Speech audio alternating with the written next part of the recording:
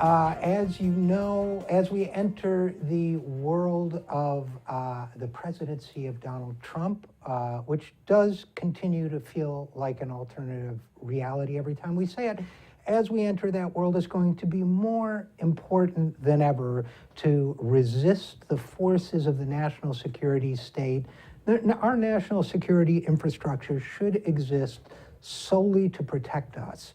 That should be its function, not to control us, not to intimidate us, not to manipulate us, but to protect us. So it's going to be even more important. I've been very disappointed with President Obama in many of his national security decisions, but Donald Trump and Mike Pence will be a nightmare in this regard. So it is very important to separate fact from fiction and to make sure we do not allow ourselves to be intimidated or allow our basic rights to be lost to the national security state.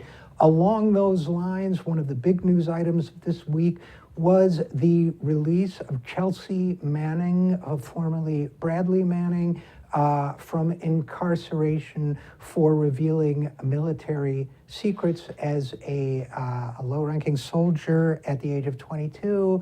Then Bradley Manning was arrested for providing information that, by the way, changed the course of history and that the American people urgently needed. Now, Chelsea was extremely careful in the dissemination of this information. Chelsea has received enormously punitive treatment in the hands of the military, including extended periods of solitary confinement, even for attempting suicide, which she has done twice. So she has, in effect, been tortured for something like 5 years. She is 29 now, and it is high time that she be released. We are deeply gratified and happy to see that she has been released. It was one of the few, frankly, bright moments in the news cycle lately. And I think that there are two elements of significance in Chelsea Manning's. She was technically, as you probably know, it was a commutation, meaning that unless Trump can think of something nefarious to stop it, she will be released in May. There are two dimensions to Chelsea's commutation.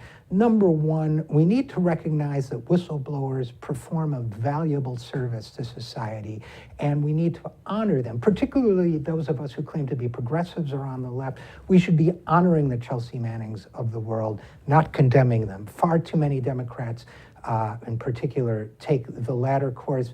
Secondly, of course, Chelsea is a trans woman, and part of her torture has been the refusal of the military to acknowledge that status and, for example, to force her to keep a male military haircut while she has been in confinement. So Chelsea, God willing, will soon be free. The question we should be asking ourselves now is, what about Edward Snowden? Edward Snowden, despite all the talk to the contrary, was cautious about what he relieved, and it's time to consider his freedom as well. So with that in mind, again, we celebrate the release of Chelsea, and we look forward to Snowden's.